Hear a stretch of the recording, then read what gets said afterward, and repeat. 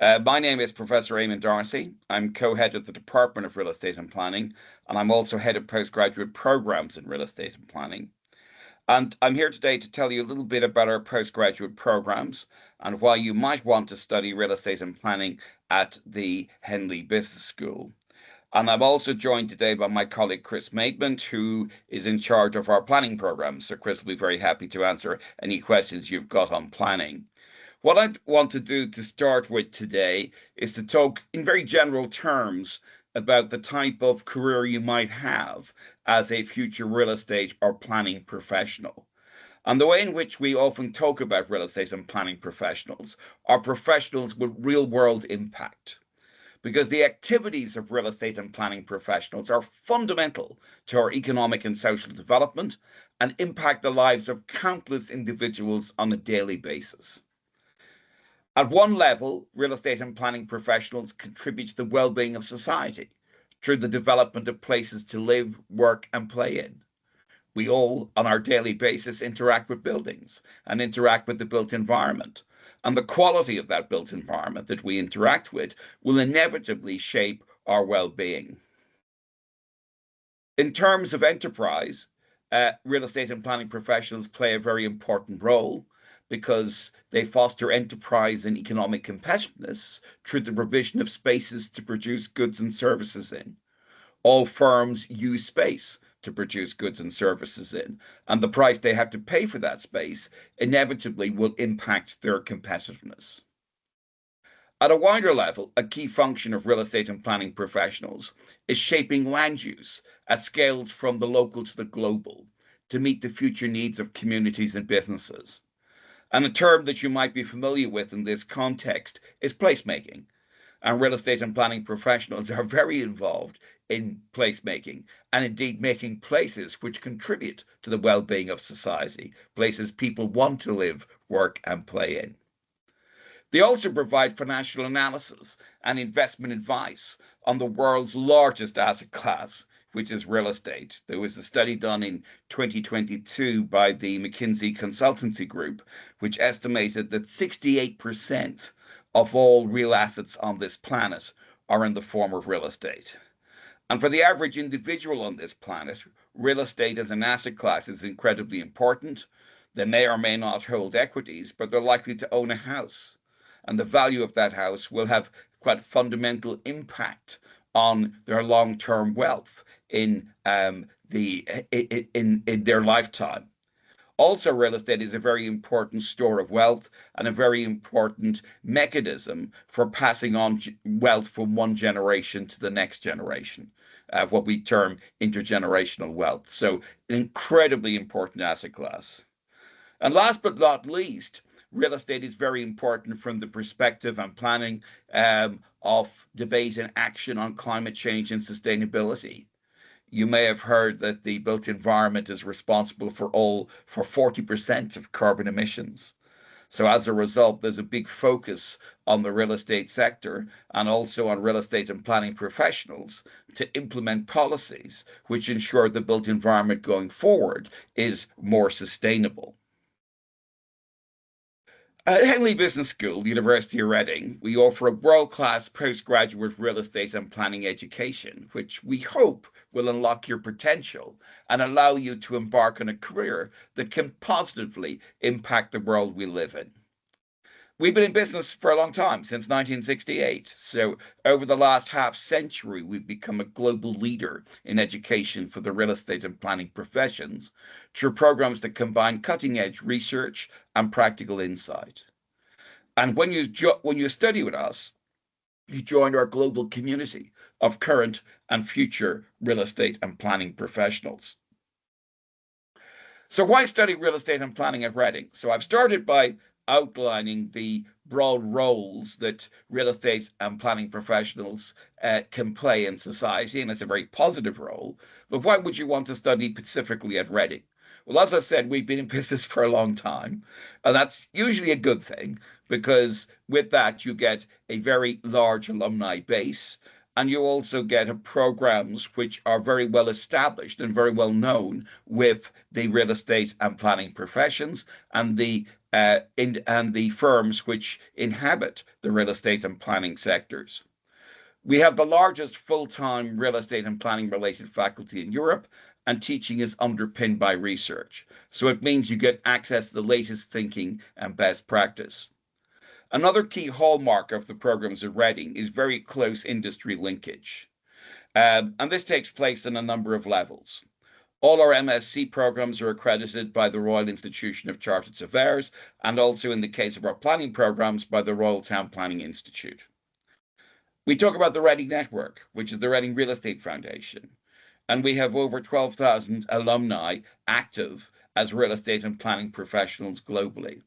And the Reading Real Estate Foundation, which is our alumni association, you'll hear a little bit more about later, but is here to support you if you decide to study with us. And one of the things that it provides our students with is a mentor, an industry mentor, to help you through your program and also to try and help you get a job. We also tend to have very industry-facing programs, lots of visiting speakers and field trips.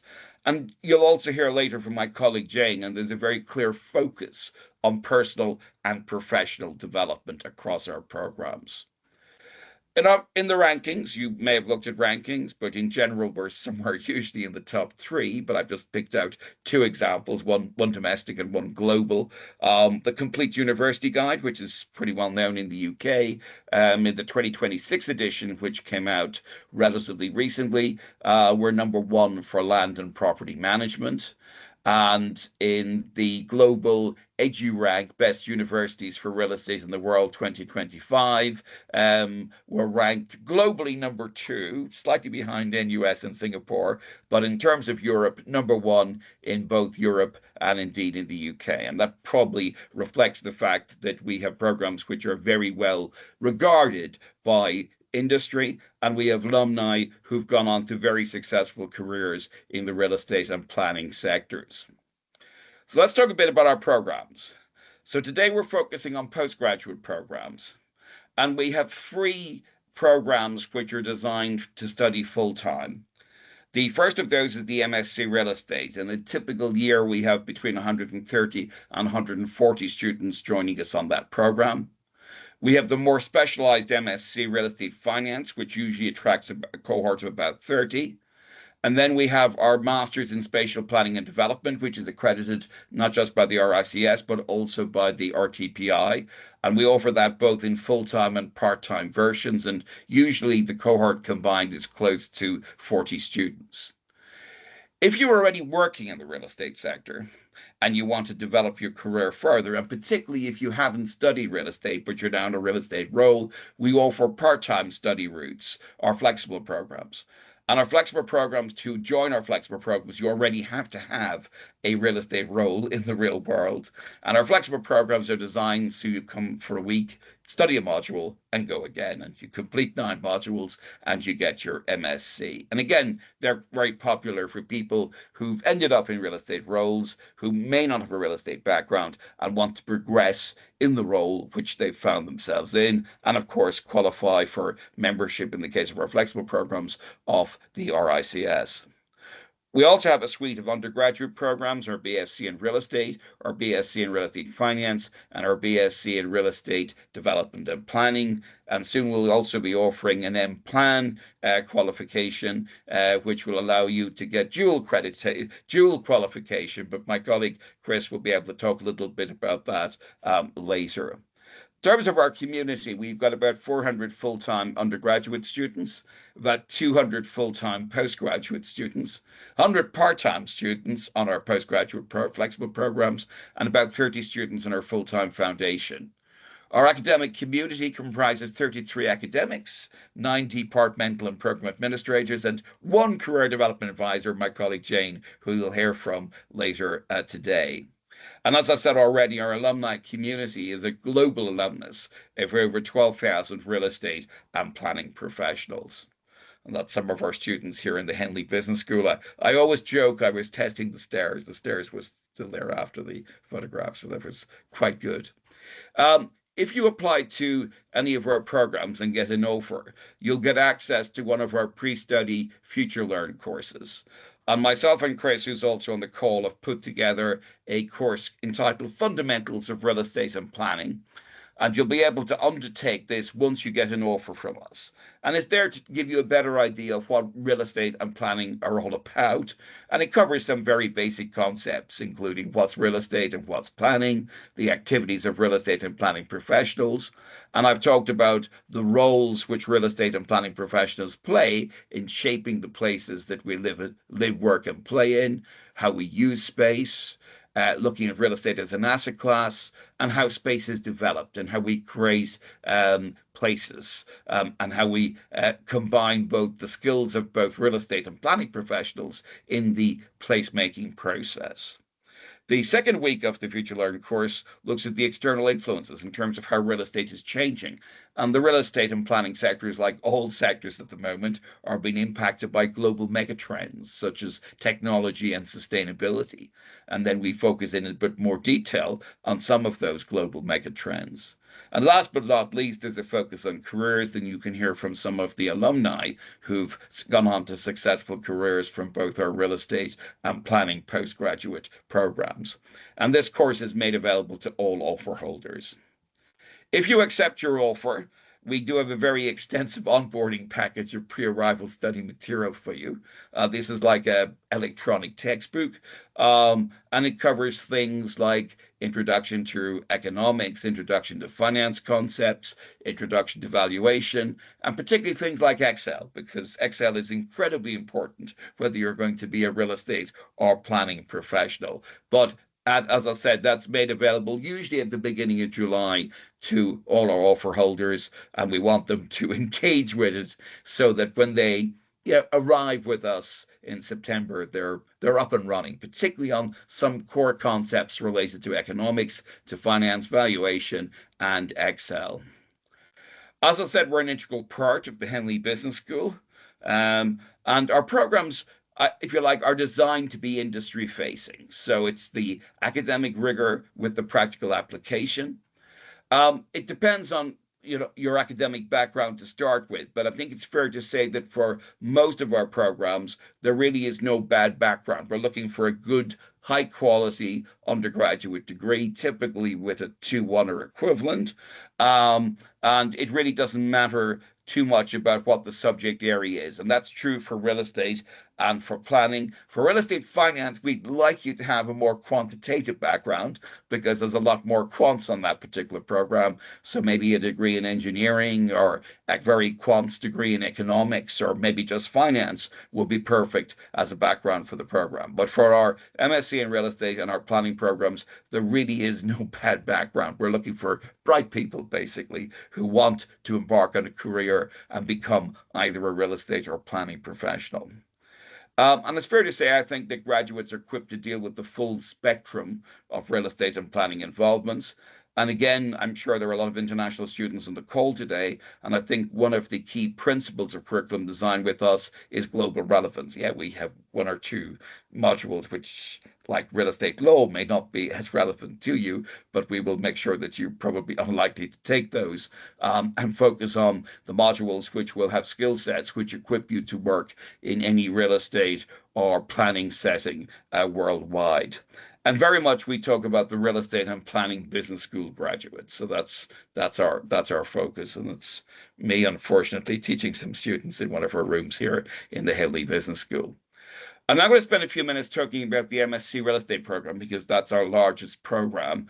But I'm happy then in the Q&A to talk about our programs in real estate finance as well. I'll talk a little bit about that as I'm going along. And at the end of my presentation, I'm going to hand over to my colleague Chris briefly to talk a little bit more about the planning programs, in case some of you are interested in studying those.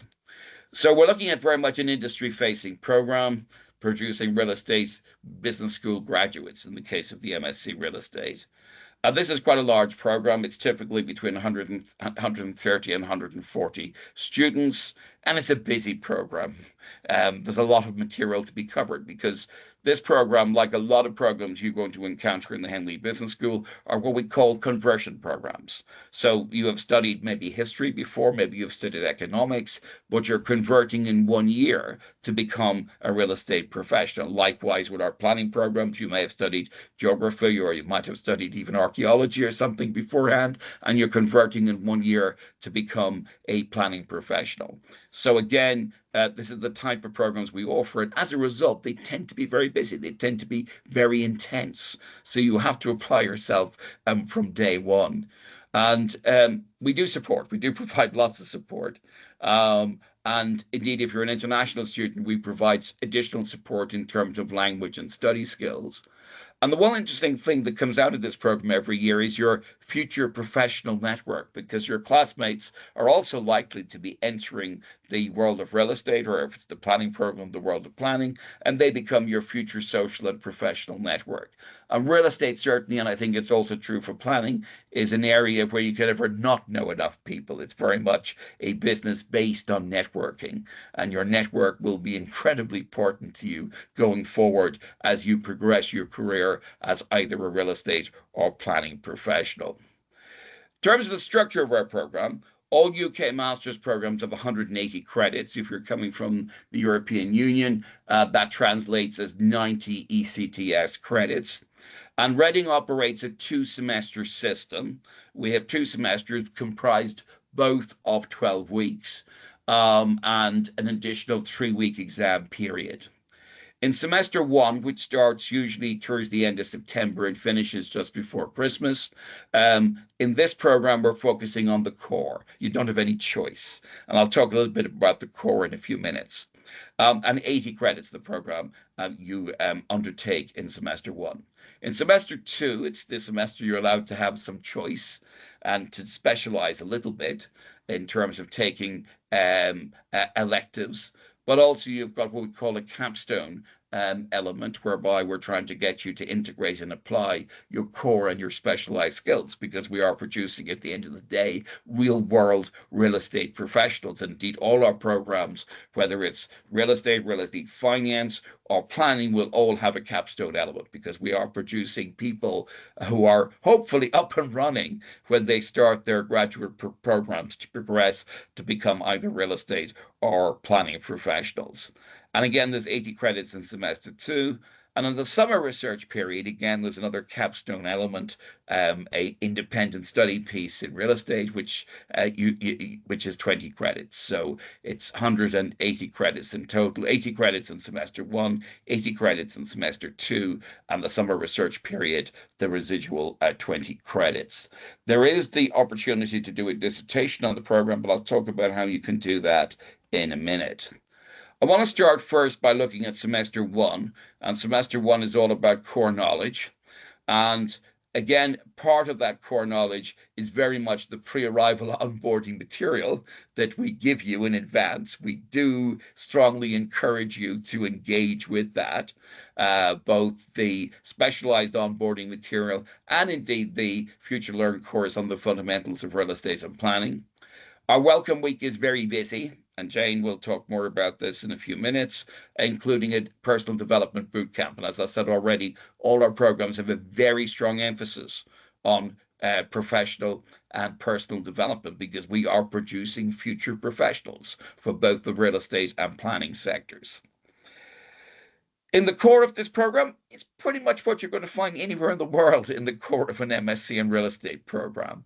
You've got 20 credits of economics, 20 credits of finance, 20 credits of investment appraisal and valuation. And the last subject is slightly different. It's called real estate business and professional practice. Part of that introduces you to the real estate sector, and the real estate sector is a much more complex entity than it was historically. And also it introduces you to the planning system and to the legal system, because legal rights are very important when we're looking and understanding the real estate business. The other part of that module looks at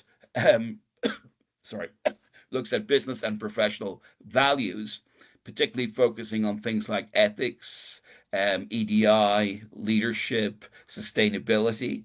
And as part of that, you're going to produce a personal effectiveness blog vlog of 20 minutes, which is an interesting experience. It's a reflective vlog. And in that vlog, you're going to focus on your self-awareness, your self-management, your social awareness, and your relationship management. I think having just graded that exercise in the last 2 weeks, the one thing our students discovered is that relationships and social awareness, the ability to read a room, the ability to foster productive professional relationships are incredibly important as either a real estate or planning professional. In semester two, you've got some choice. You've got specialized knowledge and you've got capstone. And you've got 60 credits of electives. So you can construct quite different specialisms through this program. We've got 3 baskets. You take one elective from each basket. So, for example, basket one has got valuation, development, investment in rural assets and real estate securities. Basket two has got rural law and valuation, international real estate law, environmental planning and policy, heritage and development. And basket three has got real estate portfolio management, sustainability and real estate asset management, housing markets and policy, and urban regeneration. And again, depending on the combination of options or electives you take, you can construct different types of specialism here. For example, some of you might be interested in pursuing a rural specialism, and if you were to do so, you would take investment in rural assets from basket one, rural law and valuation from basket two, and possibly I would say sustainability and real estate from basket three, because those all go together. Alternatively, you might be much more interested in a more traditional route through the program, which might be real estate valuation, possibly real estate law from the second basket, and real estate asset management from the third basket. But there is plenty of choice, as I said, and that's that we're a large real estate school, and that reflects the fact that we've got a lot of colleagues who are quite specialized in their particular areas, and those specialisms then feed through to the electives we're able to offer our postgraduate students.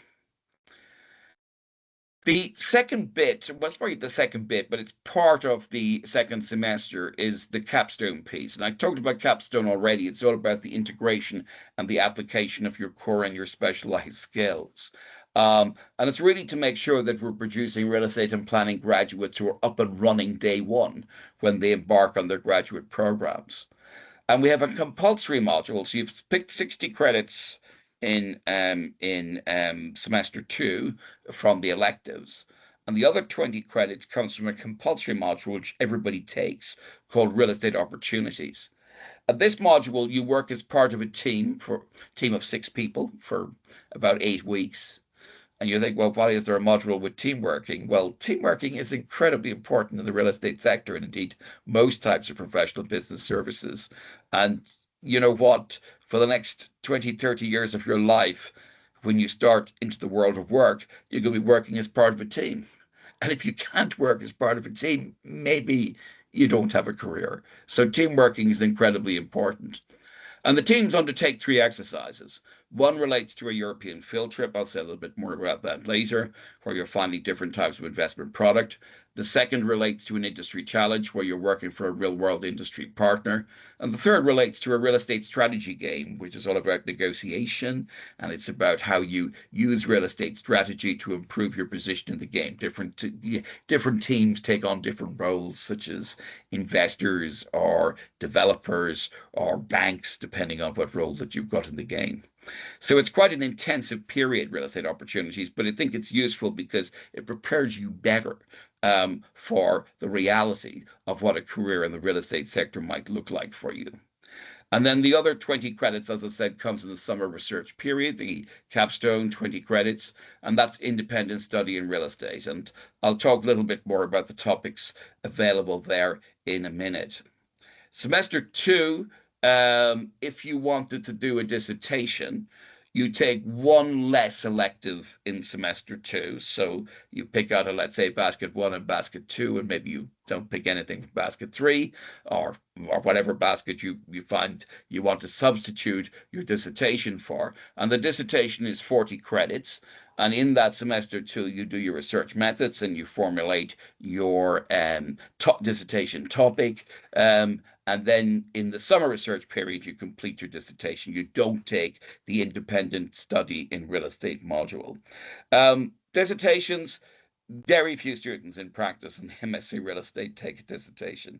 The vast majority of our students do not take a dissertation as they don't see a great value in it, and they undertake the independent study in real estate. Predominantly, the few students who take the dissertation route are students who may have an aspiration to progress on to a PhD, and that's fine because it provides research training for that particular purpose. So I think it's fair to say there have been years in which nobody has taken the dissertation, so it doesn't tend to be very popular, and usually it's 4 or 5 students out of a cohort of 130 to 140 who take the dissertation. Independent study in real estate is that summer research period module. And how that works is we have a number of projects, and the areas really that you can undertake your independent study in are really predetermined by the combination of electives that you did in the second semester. For example, if you want to do a valuation independent study, you have to have done the valuation module. Likewise with development and so on down. If you want to do a final study project in sustainability, an independent study project in sustainability, you have to have undertaken the sustainability module. So again, it allows for an element of specialism, but it also allows you to develop your skills in terms of independent study without having to do a full dissertation. Field trips, we bring people out quite a bit. Welcome Week, we have a quite well-known London field trip. We bring everybody in week 6 of semester 1, all our postgraduate students, to Manchester for 3 days. We had, I think, nearly 200 students in Manchester in early November. It all seemed to work quite well. I know from the vlogs I've just watched, students seem to have learned quite a lot and improved their commercial awareness through the Manchester field trip. And then we have a European field trip, which takes place in semester 2. In the case of real estate, these are some of the destinations that we've been to, and we're due to go to Athens in 3 weeks' time. Our planning colleagues have a different field trip, and they're going to be going to Berlin and Amsterdam. Two cities, not just one, in a few weeks' time. And a lot of program events are sponsored by industry stakeholders. And again, you'll see that really a lot of those are also coordinated through the Reading Real Estate Foundation. I talked a little bit about the Industry Challenge. These are some of the partners we've had recently on the Industry Challenge, which is part of the Real Estate Opportunities module. And basically how the Industry Challenge works is the industry partner sets you a project, sets the team a project, the team interact with the industry partner, and when they're finished the project, they go off to the industry partner to deliver a professional presentation and hand over a report. So it's a very good real world exercise because it's something you'll be doing as indeed either as a real estate or planning professional day in, day out as part of your career. Here's some of our students. I think they're playing the game. That's the game box from the game. And there's some of our students on field trips in various parts of the world. Entry requirements is really what we're looking at next. And just to sort of finish on that, we're looking for a minimum of a 2-1. However, if you don't have a 2-1, talk to us. And I think for planning programs, that's also true. We're happy to interview people. I know recently we've had people coming through with 2-2s, largely because of disruption in COVID, but usually if there's a 2-2, there's usually a good reason. Maybe it's health related that we need to know about. So we will look at 2-2s, but in general, the minimum is a 2-1, but if you haven't got the 2-1, talk to us. Is my starting point always, and that's also true for our planning programs. For the MSc Real Estate, and this is also true for planning, the degree subject area is not a big issue, but the grade and the quality of the institution are the key considerations.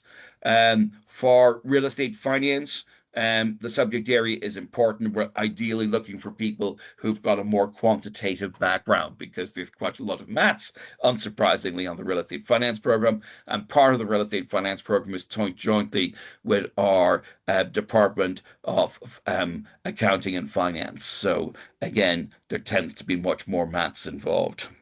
Relevant work experience is a big plus, but it's not essential.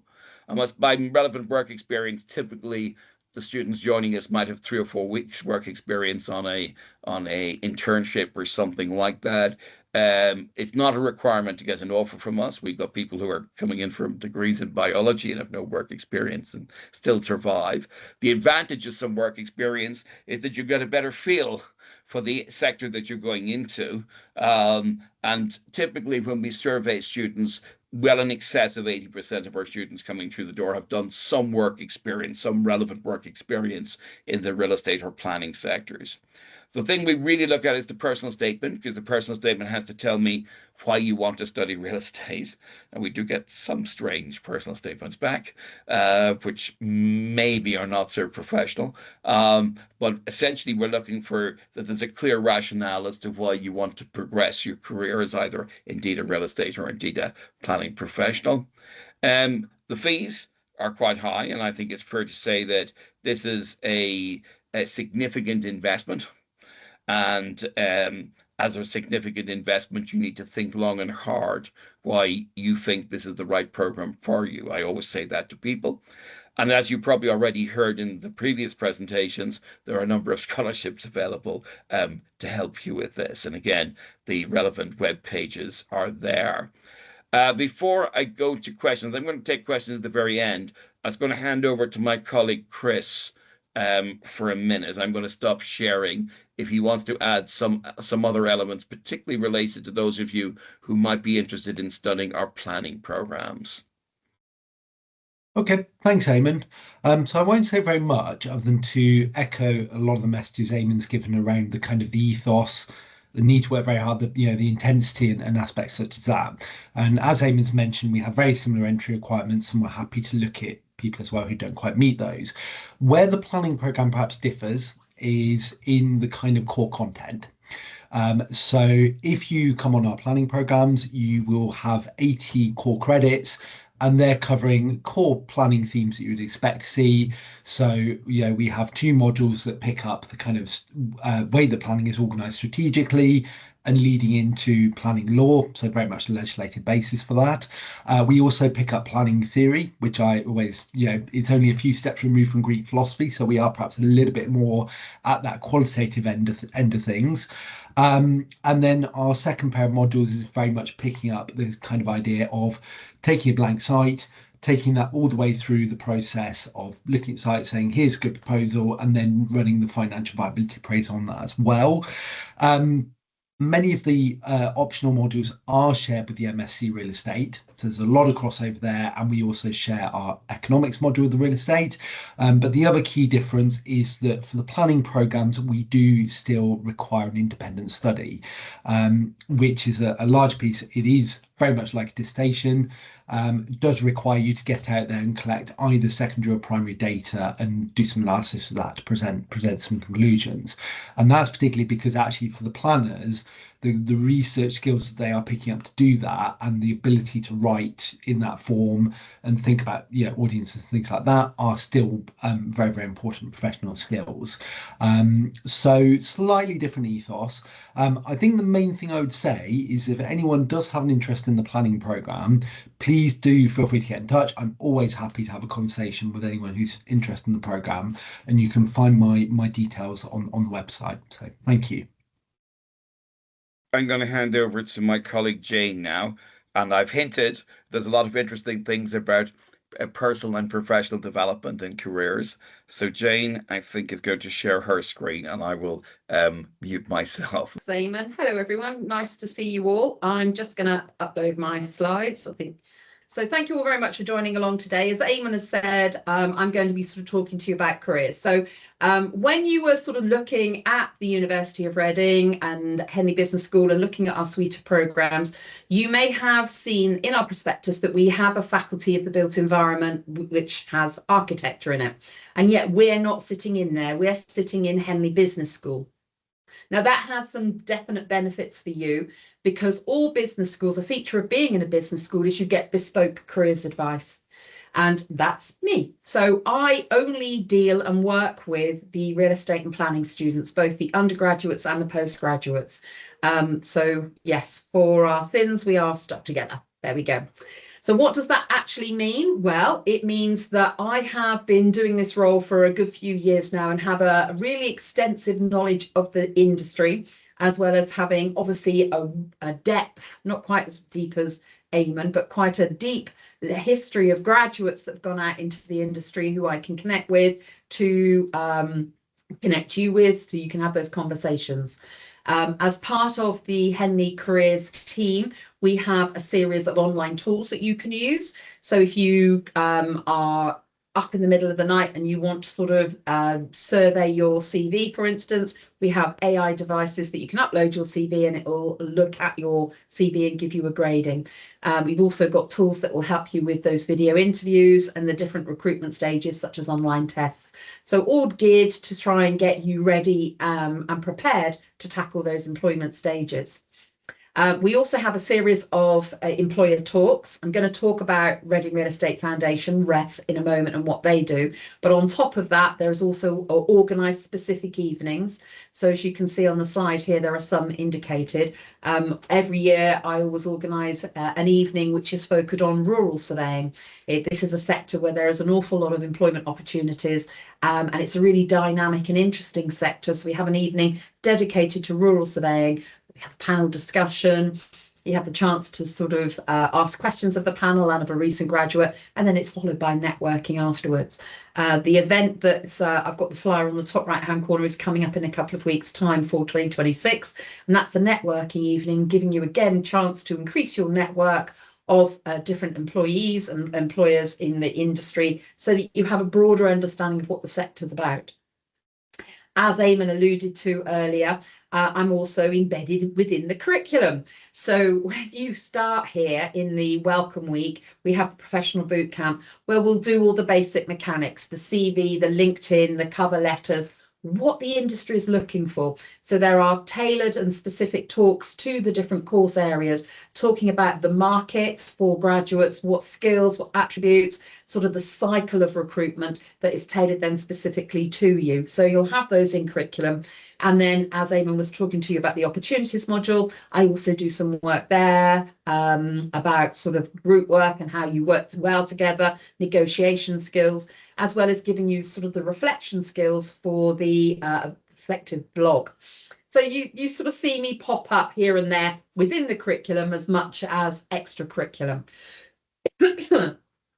I'll also sort of run skills workshops to sort of get you sort of thinking and ready to sort of tackle those different stages. So we have a practice assessment day where I'll get you to do presentations, get you to do a group exercise, practice interviews to really sort of sharpen those skills. Now, most of my autumn is spent here in my office, where hopefully you'll be joining us and you'll be sitting in the chair down here and you'll having one-to-one appointments with me. So in order to communicate with you, I have a weekly careers email, which highlights different opportunities you might get involved in, competitions, industry talks, articles I think you should be reading to get your commercial awareness up to speed, as well as opportunities for paid employment, graduate jobs, internships and the like. And because we don't like to let you go too quickly, we have the alum service, which means that for 4 years you can still access appointments.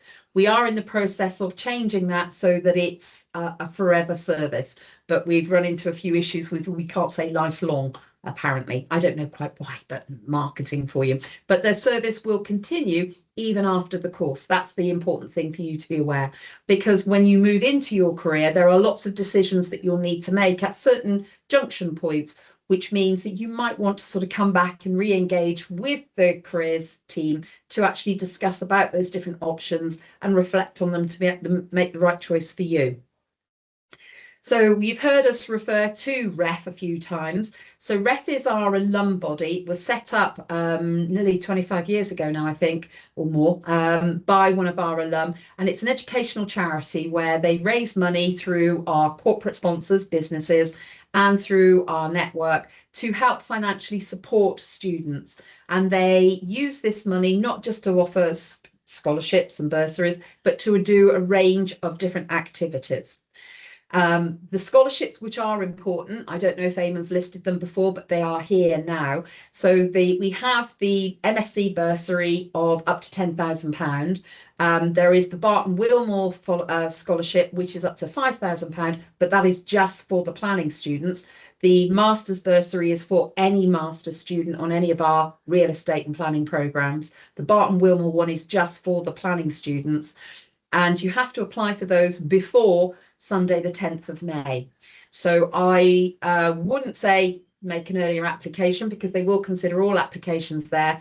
But as we get nearer the deadline, they will start sorting out those applications and start allocating. So if you know that you meet the eligibility, and if you scan the QR code on the right-hand side there, or your left-hand side, you can get more information. That way you can see if you're eligible for them, and I will put in an application sooner rather than later. Once you've made the decision, you're going to come to Reading or not, because obviously that can make a huge difference. So then, as I say, REF also do a whole series of different events. So we have our evening lecture series, which is held through predominantly the first semester and a little bit into second semester, where our corporate patrons and our supporters come in and they deliver an evening lecture, strangely enough. And they talk about topical issues that are impacting the sector. So this year, for instance, Cushman & Wakefield kicked it off talking about the future implications of AI on the real estate sector and the global pull that will have. Then we've had people such as eStill sort of talking through about the financing of loans and leveraging securitized assets to help with developments and investments. So you get a really broad range of talks. In a couple of weeks' time, we have one of our alum who's a benefactor of ours, and he has set up and sold 4 different development companies, and he does a really interesting talk about his journey and how he's done that and how he got started, and it is a really inspiring story. So we'll have the evening lectures, which are free to attend, that you come along, and then afterwards that's always followed by networking, so you can meet your peer group and other people's on courses. REF also coordinate our careers fair, and this is the largest single subject careers fair on campus. We have between sort of 30 and 40 different employees that come through, and it's usually the sort of second or it's about the first or second week in October. So it's very early in the academic year that we have that careers fair. All of the organisations who are attending are looking to hire graduates or interns that lead to a graduate job. So it's a great chance to go in there and impress and really sort of start to sort of see what opportunities are available. We also have a scheme where we recognise that not everybody who comes into real estate and planning has industry contacts. And to sort of level that playing field, what REF do is we have a scheme where we can partner you as one of our students with an industry mentor, who's that person to help you throughout the academic year, maybe with your studies, but also with your understanding of the sector and contacts. They aren't a quick way of getting work experience or a job, but sometimes those things can help. Now, I don't know the process of applying for that this year, but I know last year they started it earlier. Once you'd accepted your offer of a place, you could then apply for a mentor as well. Eamon might be able to clarify that, but that's something I would definitely strongly encourage you to do.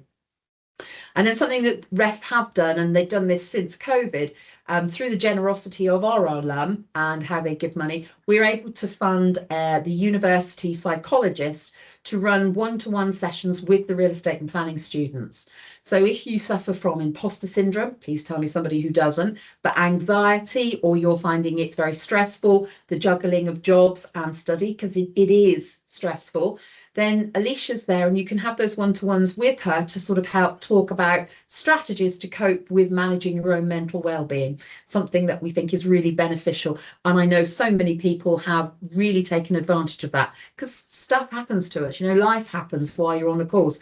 And it's those things that we're not expecting that can derail us. And Alicia's there to help us support you through that. So that's something we're very grateful for. Now, if you are interested in any of those initiatives and want to find out more, that's the contact details for REF. So take a screenshot, look at or QR code it, go and get that information so that you can be aware of whether or not you meet those eligibilities and apply for those support and help. Now, there was a question in the chat earlier. What do students from the courses go and do? A very good question. And this is something that I'm going to help you with now.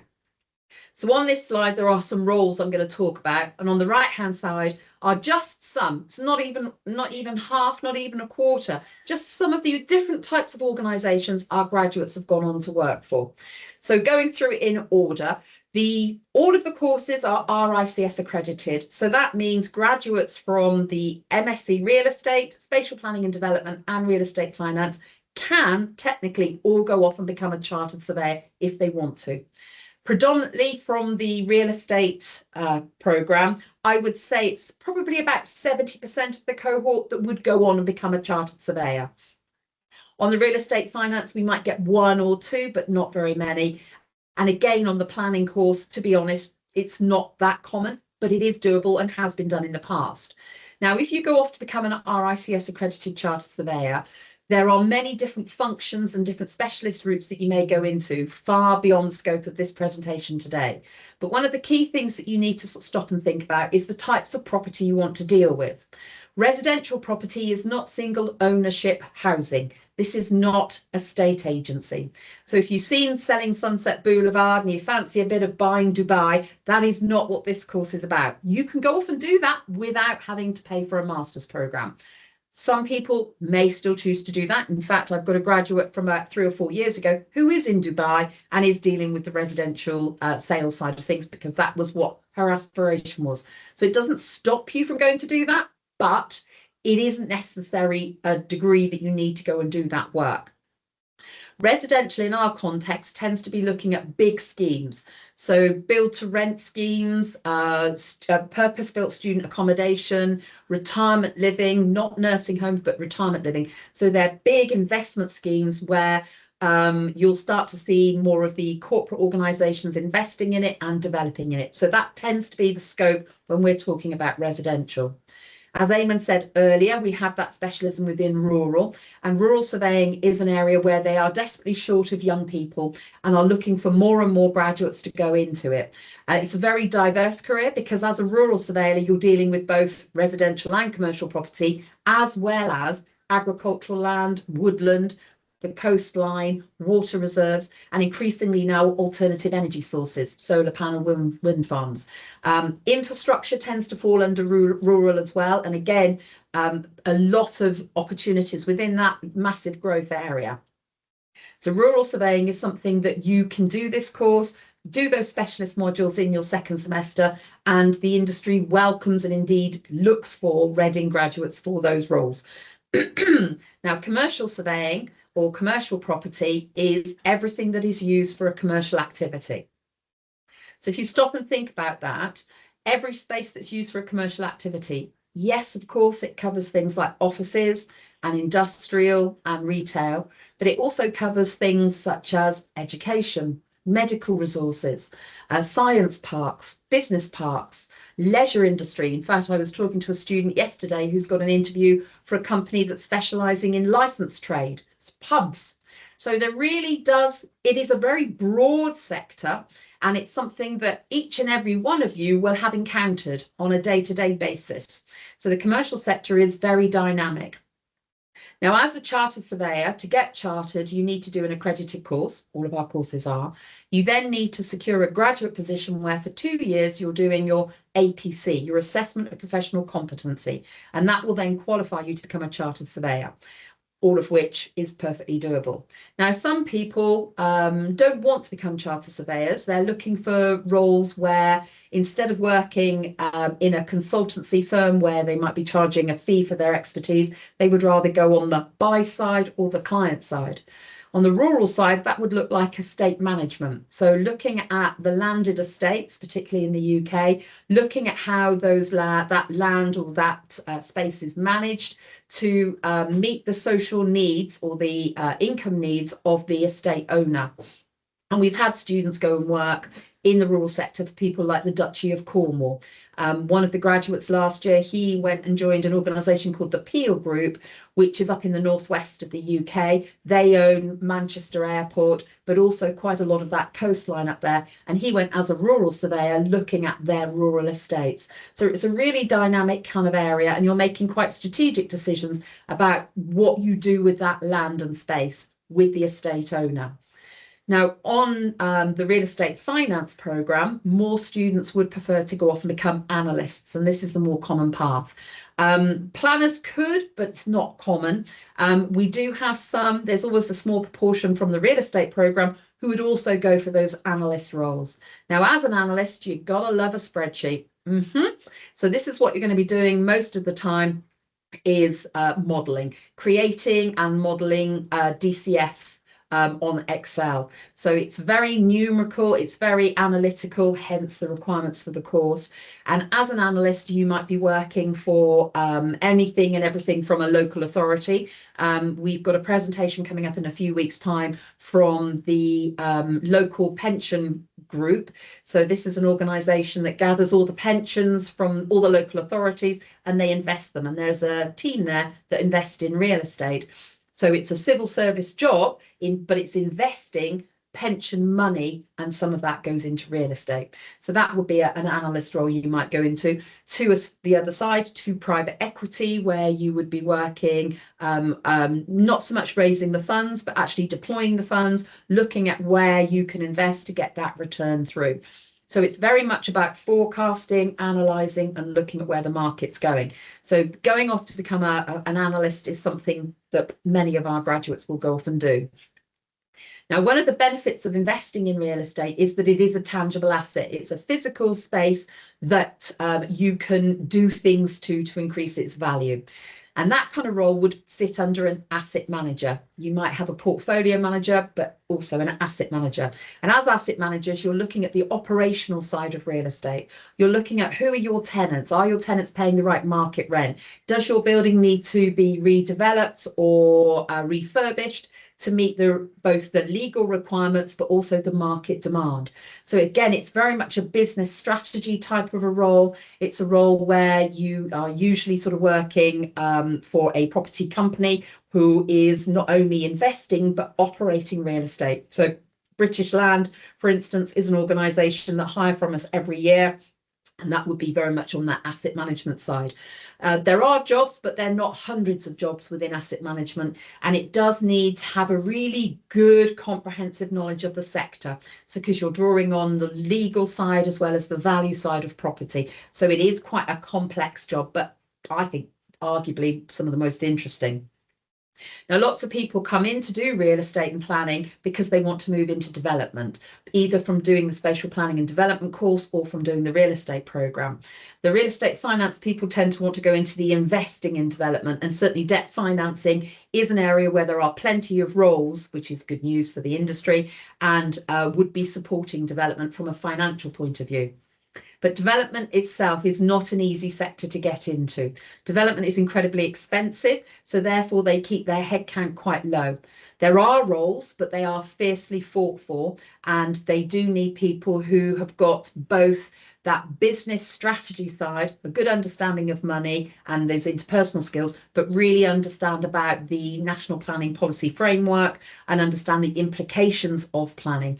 Hence why if you're doing the spatial planning and development, that could lead you to it, but also the real estate programme. So development, not many jobs there, but there are some, so you can't discount it completely. Tends to be a job that people move into a few years down into their career. Now, a feature when you're going to do development is you need to have land. You need to have money, you need to have market forecast, and you need to have land.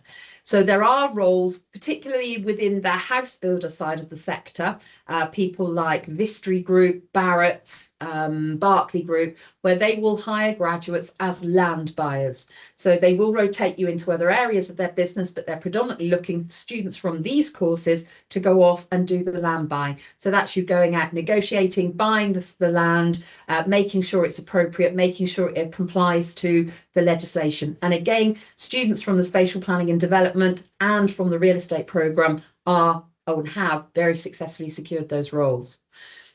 Now, if you do want to be a planner, you can only do that if you do the spatial planning and development programme.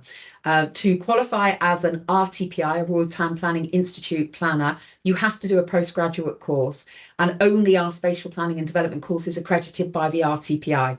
All of them are accredited by the RICS, or Institute of Chartered Surveyors, but only the planning course from the RTPI.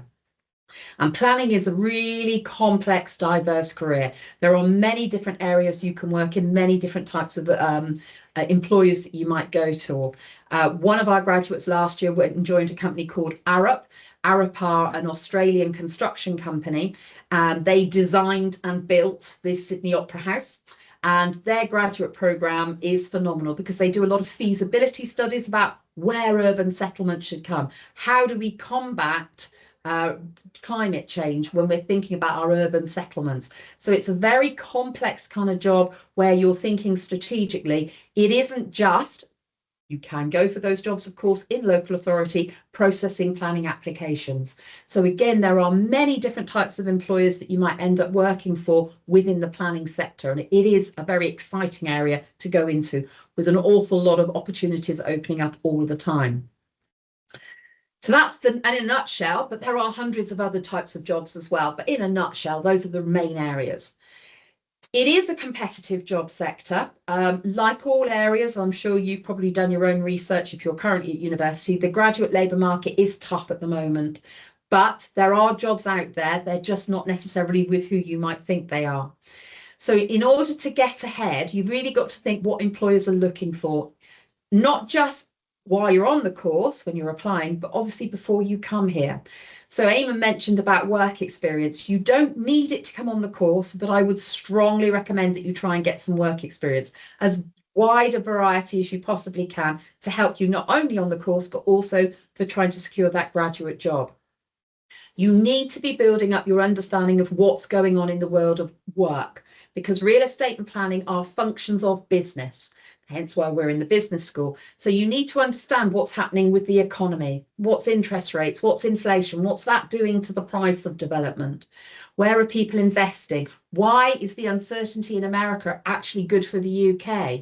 What's the implications of global politics? All of these things you need to be thinking about, having an opinion about, and be ready to discuss, because they all influence the sectors that you want to sort of work in. Now, when employers are looking at your CV, they're looking for that evidence of work ethic. So if you haven't ever had a part-time job, please go and get one. Show that you've got that willingness to get involved in societies, in clubs, do extracurricular activities, be a rounded person that makes you more interesting to illustrate the transferable skills that they're looking for. Really important, because that's what they're assessing you on. Very quickly, kind of timings.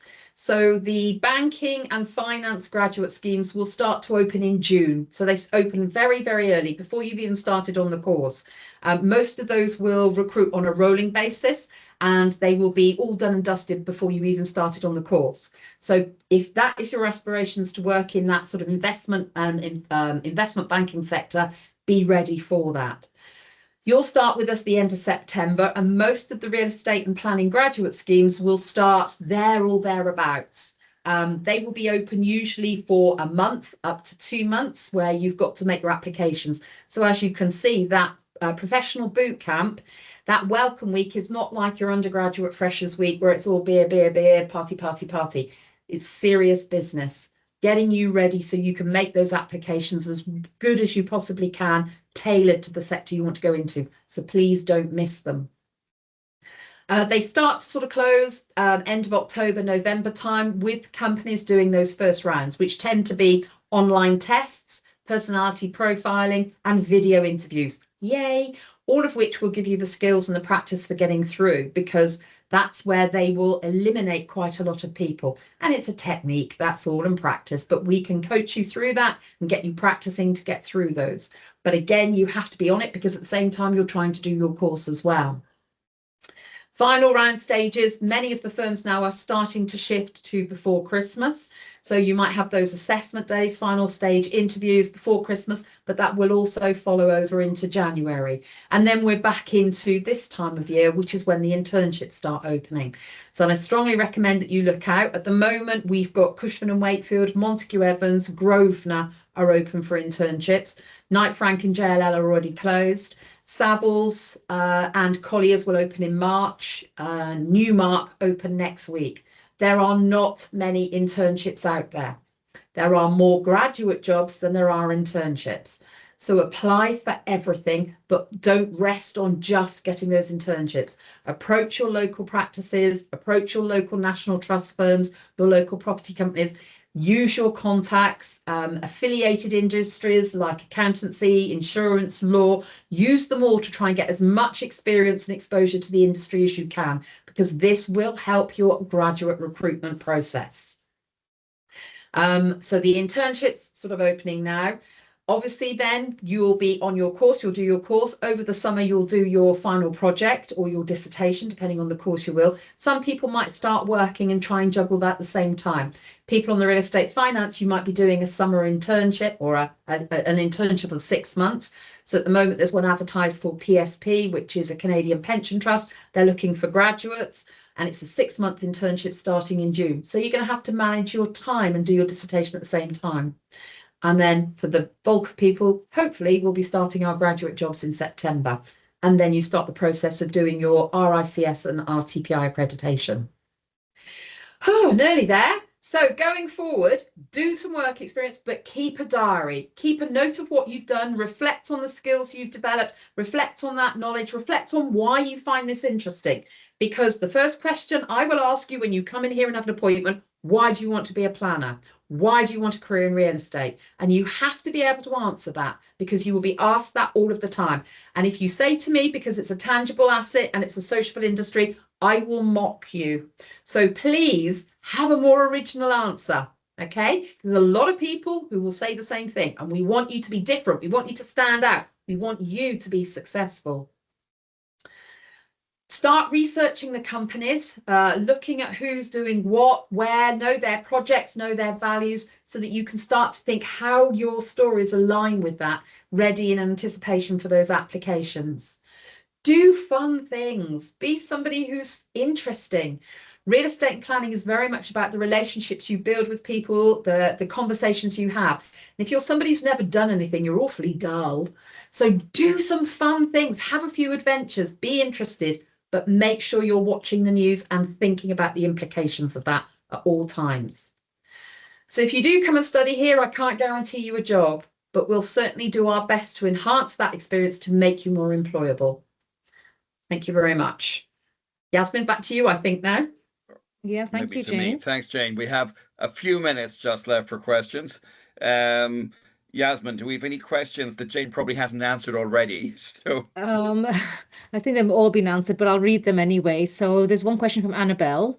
It's more to Eamon as well, so I'll put you on the screen, Eamon. Roughly how many contact hours per week will there be, and how many hours will there be based physically on campus, as she will be living from home? So I'm presuming a UK student. I mean, we have a lot of students who commute these days. It's very common, both on our undergrad and postgrad programs. I mean, it's managing your time, I think, more than anything else. I mean, there's a lot on campus. We will have people who will start commuting at the beginning of the year, and 2 weeks in, they've stopped commuting because they want to be with the rest of the cohort. A lot of social activities happen way beyond anything to do with the course, which seem to be important. I know from having watched a lot of personal effectiveness vlogs recently that Padlet seems to be a big thing this year. Last year it was some sort of running club, but it's a Padlet evening on a Thursday that everybody seems to be involved in, basically. So different years, different things. But the social network does, it is that bit more difficult if you're commuting, and people have said that, but it's perfectly feasible to commute. And in terms of contact hours, I said in my presentation about 20 roughly. It's a pretty intensive course. We do try to make sure there's at least one day a week that you're not in class, basically, that you're not in lectures. So it's sometimes, this term is slightly different. It tends to be 2 days, but not always 2 days, basically, which are clear. Everything is concentrated on Mondays, Tuesdays, and Thursdays at the moment, but there will be Wednesdays in which there are things on that you need to be at. So whereas the first term is a bit more, I think, concentrated around 4 days. We try, I think, to keep the Friday clear, but no guarantees. Also follow up from there, how many places are there each year on the course? There's not a fixed number of places. It depends on the applications. Typically, we end up with around 130 to 140 students. We don't really have targets for any of our programs, really. It's the overall target, and we're looking for roughly, we had our intake this year was about 200 full-time postgraduate students across all our programs. So again, we hope to hit a very similar number for next year. But I think the students really divide themselves up pretty well because the numbers don't change very much year on year, basically, for each of the 3 program areas. Thank you, Eamon. The next question is for semester 2. Can one take 2 modules from one basket? Or is it strictly one module from each? Okay. Because they're taking place at the same time in the classroom, and you can't be 2 places at the one time. However, what I was explaining to one of the students yesterday, we're very happy for you to audit other modules if you can, and we're very happy to give you access to the Blackboard page for the relevant module, basically. Thank you, Eamon. I think that are all the questions. Jane answered the one about the surveying. So if anyone has any other questions, please do post them. We have a couple more minutes. There's a new post that's just arrived. Thank you for your time. This session has been very helpful. Look forward to joining the in-person open day you have soon. Thank you. Okay, I think that's on the 14th of March. Is that 14th of March, that's right. Yes. And I think these are the only questions we have so far. So, yeah. So, just got a minute if you wanted to finish off and just. Well, hopefully you found the session very useful and very informative. And did you get a better idea of what a career as either a real estate or planning professional might hold for you? But it is a great career and it's a very diverse career. And as I said, it's, you may start out in one part of the business, but end up in a completely different part in 5-10 years' time. And again, as Jane was saying, a lot of the graduate positions are concentrated in what we might describe as the real estate service firms or consultancies, because that's the way in which the sector is structured. Yes, you might do development, but it could be 10 years down the road, basically. So it's there isn't as many graduate positions because I think you have to learn the business before you get there on something like development. But yes, it's quite a diverse set of careers, and it's unlike all sectors, it's continuously changing, and the same is true for planning as well. Quite a lot of you on the planning side will start with a planning consultancy and then move into different areas. So the patterns in both cases are not dissimilar.